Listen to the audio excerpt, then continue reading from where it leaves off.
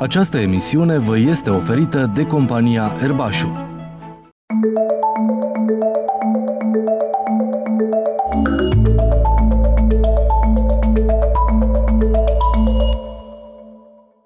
Domnilor, bine v-am găsit la întâlnirea noastră săptămânală cu șahul. Nu uitați, puteți urmări emisiunea Strategie în alb și negru sâmbătă de la 10:30 sau la aceeași oră duminica în reluare. Sunt Delia Duca Iliescu și vă invit să aflați pentru început noutăți din lumea șahului.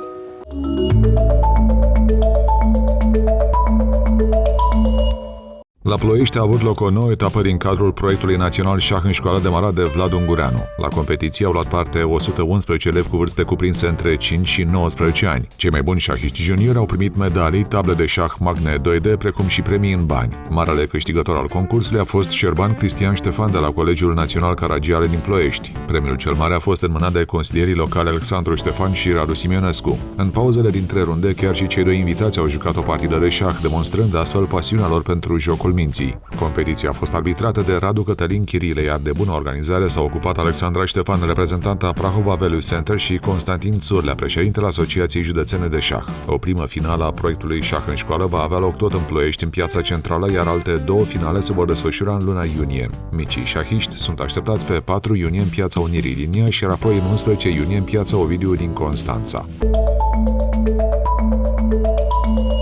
Etapa Grand Chess Tour încheiată luni la Varșovia a fost câștigată de marele maestru al țării gazdă, Jan Krzysztof Duda. Polonezul a câștigat cea de-a doua etapă a circuitului Grand Chess Tour după ultima zi palpitantă, cu doar jumătate de punct în fața lui Levon Aronian și a fostului campion mondial Viswanathan Anand. Au fost 9 runde de șah rapid și 18 de blitz în capitala Poloniei. Reprezentantul țării noastre, David Gavrilescu, a terminat al 10-lea, obținând 4 victorii prestigioase la blitz, printre care și una în fața fostului campion mondial Anand. Următoarea etapă Grand Chess Tour va avea loc la Zagreb, Croația. Pentru etapa din Zagreb și-a anunțat participarea și actualul campion mondial Magnus Carlsen. Acesta va mai juca de asemenea și în ultima etapă, cea din St. Louis. S-au încheiat așadar două dintre cele 3 etape europene, cele din București și Varșovia. Urmează acum Zagreb în luna iulie, iar ultimele 2 etape vor avea loc în perioada august-septembrie în Statele Unite ale Americii. Garry Kasparov a fost prezent la deschiderea ambelor etape Grand Chess Tour desfășurate până acum. Vă invităm să urmăriți în continuare interviul pe care l-a acordat multiplul campion mondial Garry Kasparov cu o zi înainte să plece din București spre Varșovia.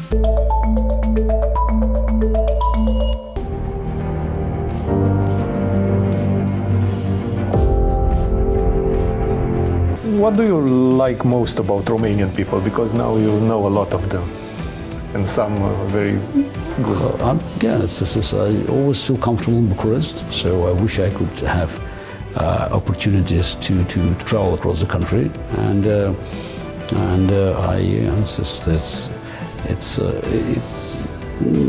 it's about feelings, and I said there are places where you immediately feel comfortable, and the places where you are not so comfortable. So in Bucharest, I'm very comfortable. So, and that's why I always happy thinking that I'll come back here next year. There are 2 years of pandemic. How was it for you? What did you learn from this period? Well, that was not the best period of my life, but we all had challenging times. I spent 3 months in lockdown in New York with my family, then 10 months in Croatia. It was far more comfortable living in our summer house at the seaside rather than being locked in New York. But for me, pandemics also marked a tragic event in my life. My mother succumbed to COVID and died on Christmas Day in Moscow in 2020. So that's why pandemic had a big scar in my life and my memory. But pandemics also, this kind of test also makes us tougher. So it's if it doesn't ruin you, it makes you stronger. So I think it's also a lesson for everybody that we have to be prepared for unexpected, and we can't live risk-averse lives. So there's always a potential danger, and we need to keep improving our science, our our lives. So I think challenges like pandemics and the ongoing war in Ukraine, those are reminders that we still have plenty of work to do to make our future brighter.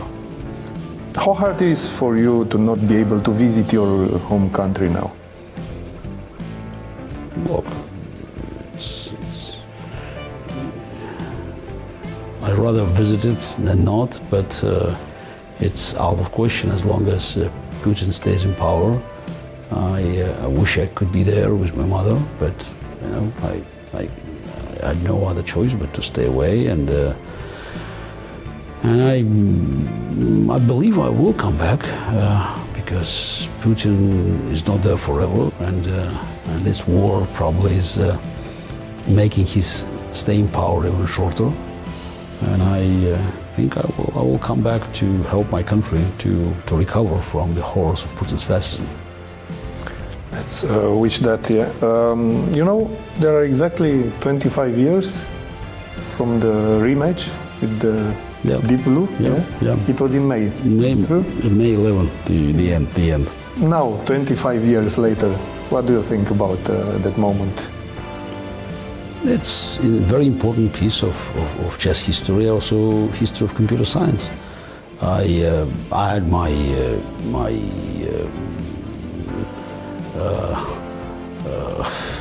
complaints 25 years ago, and in my book Deep Thinking I described them, and I still believe that there were certain irregularities in the match, but it doesn't matter now because it was a big milestone for computer science, and for me it was also a moment of revelation. I realized that even though at the time I felt that I was at least as good as a machine, probably even better, and I played a few more matches afterwards with less publicized matches. But I started thinking about the future cooperation with computers. So it's I think these events like that one,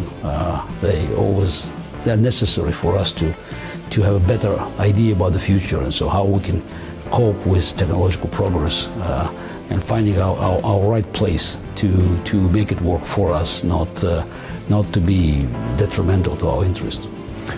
It's strange how people remember, that at the end you lost that match, but it was a rematch after you won, actually, 1 year earlier. And even that match was very close. It was decided at the last... Yes, but it's it's a myth than Deep Blue was all powerful. It's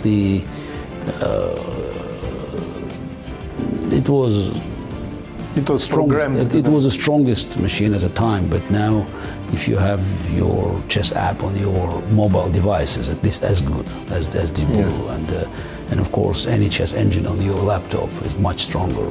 So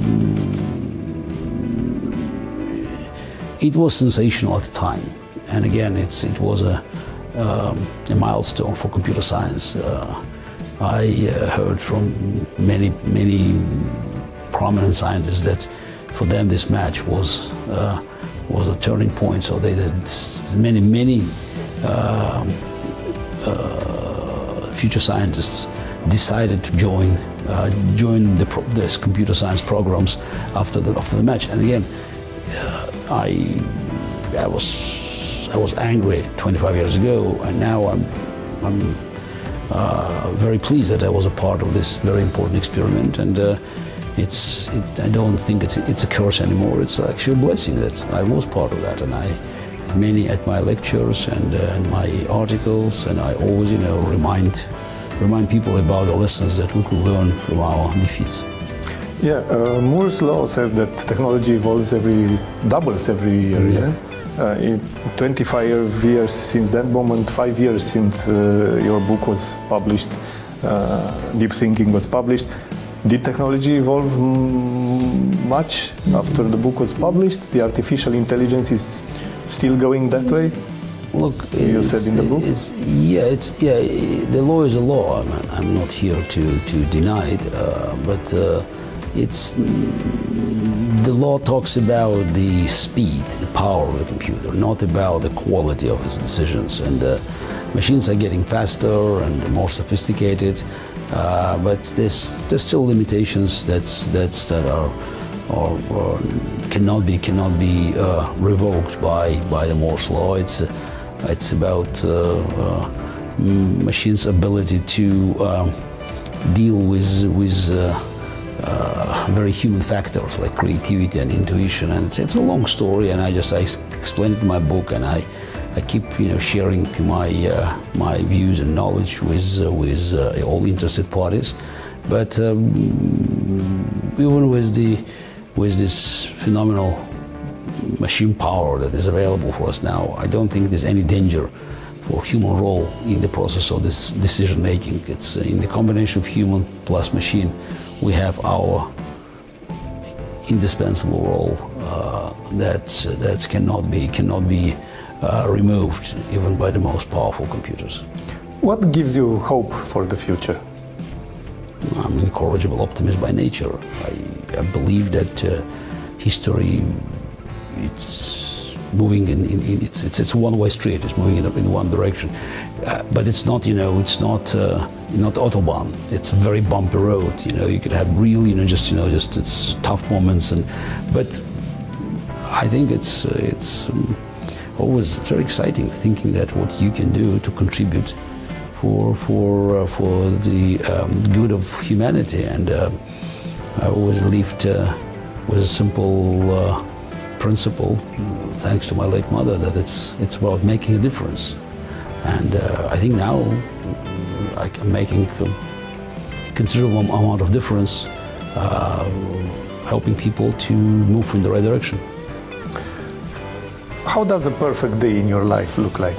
Without interviews, probably, but except that.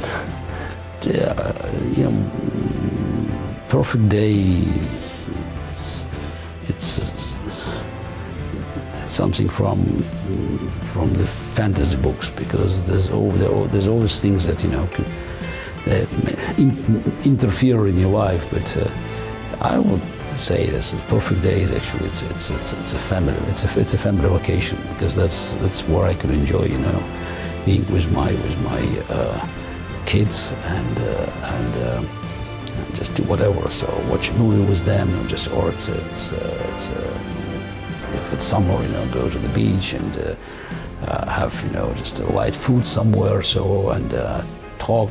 My daughter is 15 and a half. My son is 6, turning 7 in July. So this is something that makes me feel really comfortable. But I live life that that is very often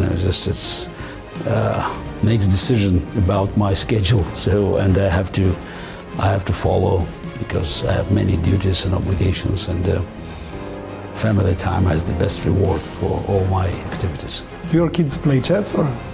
No, I have 4 kids, all the kids, and 2 kids that I live with now with my wife, and they know how to play, but none of them had any interest. But if we believe the laws of genetics, I have to watch their kids. Exactly. Do you have any advice for parents whose kids play chess? Because we had an interesting experience in the National Junior Championship in Romania, where parents come there and put a lot of pressure on the kids. Look,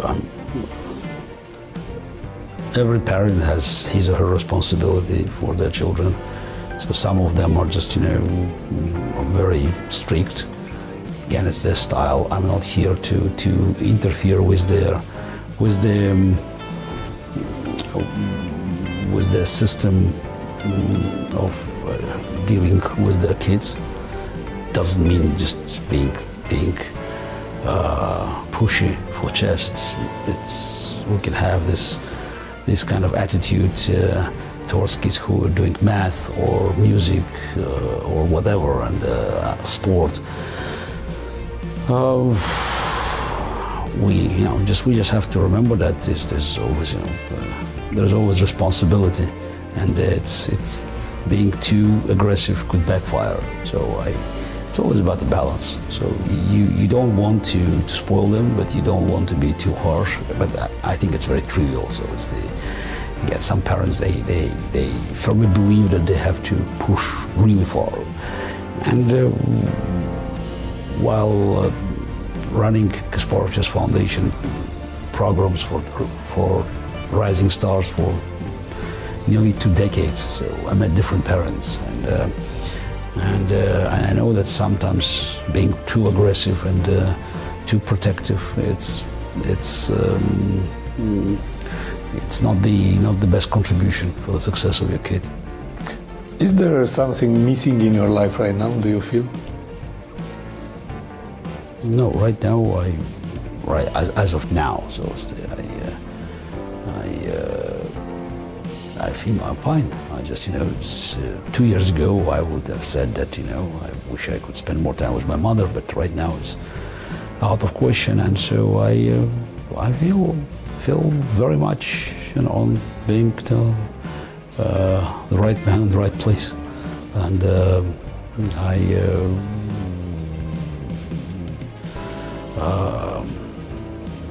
feel that this is my life is full of action, and I'm still relevant even at the time when I'm approaching 60.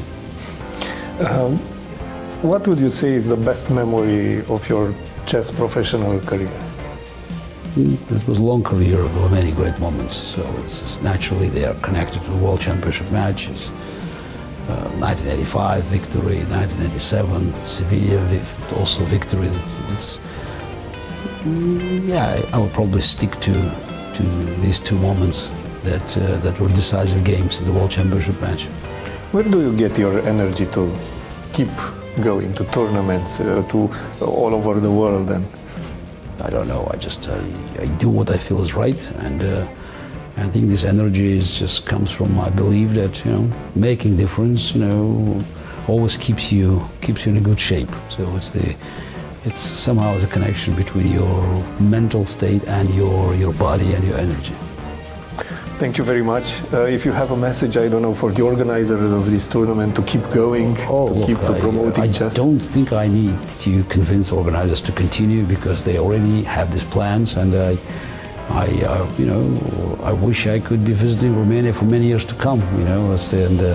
And I have very strong feelings that Bucharest soon will become the chess capital of Europe, and I think that will be also a great contribution, not only to Romanian chess, but to Romania as a country. So it's always important to build something that is unique, and I think that we are facing history now here. With the transformation of the relatively unknown chess country into a powerhouse that will influence the development of chess in Europe and even in the world. What gives you hope in humanity in general, not only in Romania in chess?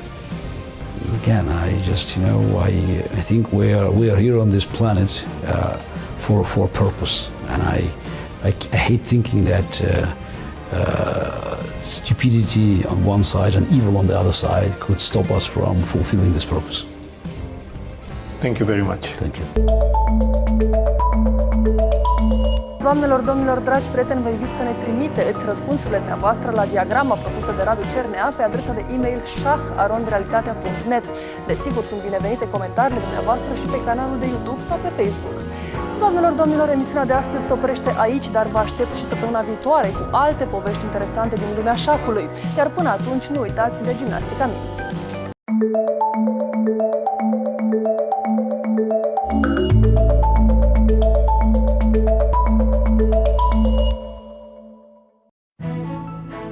Emisiune oferită de compania Erbașu.